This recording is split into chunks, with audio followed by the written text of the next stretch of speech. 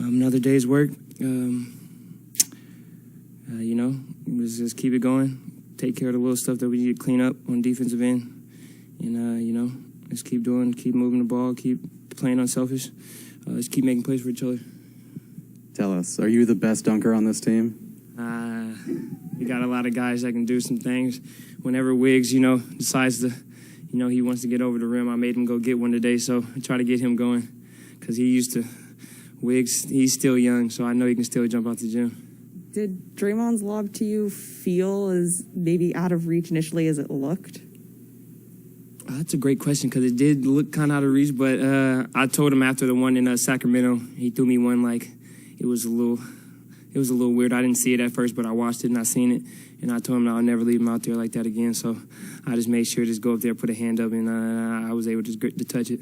Do you think people knew how much bounce you have? Because I feel like, I didn't know that before. Yeah, if you watch the G for the last couple of years, it's there. But, I'm just being myself, and guys are finding me. And all these guys know that I can go get it if needed. Gary, following up on all that, would you like to be in the dunk contest? I don't have too many tricks, like the young guys have these days. They got some things. I'm an in-game dunker. Worst comes to worst, I just put it on somebody's head. So I think I'm just going to stick with just putting it on head, get 2 points, and get back and play defense. Gary, over here. So at halftime, I talked to your pops, and he said how proud he was of you and, that you've been able to do this for 5-6 years, coming chasing this, and you finally got to a place that let you do your thing. But he also said that, he takes no credit for your athleticism. He said, Sounds about right. Respect. But he did say that defensively, he goes, he saw me play and he was around me. So what's his impact on you, on your defense, whether it's mentally or physically? To be honest, we really don't talk about defense at all. When you were younger? No? Didn't talk about defense. Like he said, I was just watching around him. And I think just down the line, just somewhere it just clicked.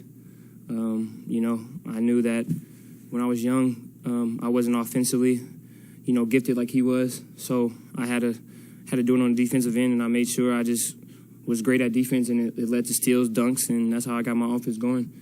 And, since then, we really don't talk about defense at all. Do you look forward, like tomorrow, Trae Young and the Hawks are coming in town, do you look forward to situations where you get to face up against somebody who's got a, reputation? Oh, absolutely. Mm-hmm. Absolutely. Take that. I know who's coming in here. I, stick to the game plan and, just try to take away, things that Atlanta likes to do.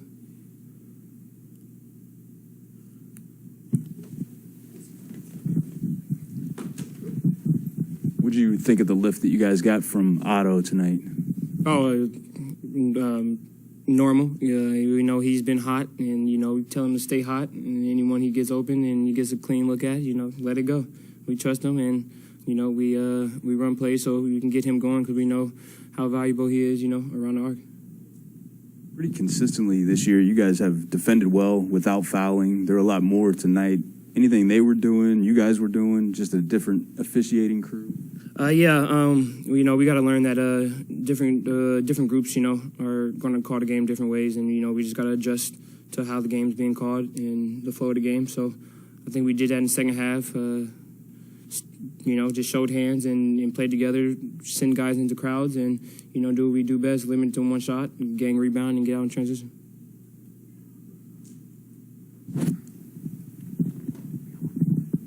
Gary, we saw a plus 27 from you tonight, and we've seen some pretty ungodly plus-minus numbers coming out of that second unit between you and Belly. Is there anything special that you guys have going on when you're on the court on that second unit?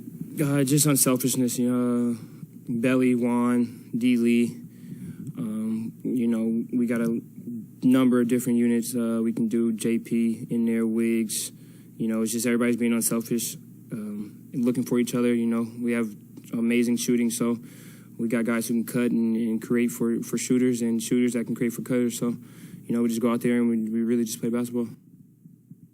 I heard coaches say that defense is mostly about two things: desire and sort of almost like a passion thing, but also a lot of it's mental. How much of it is coming from the heart?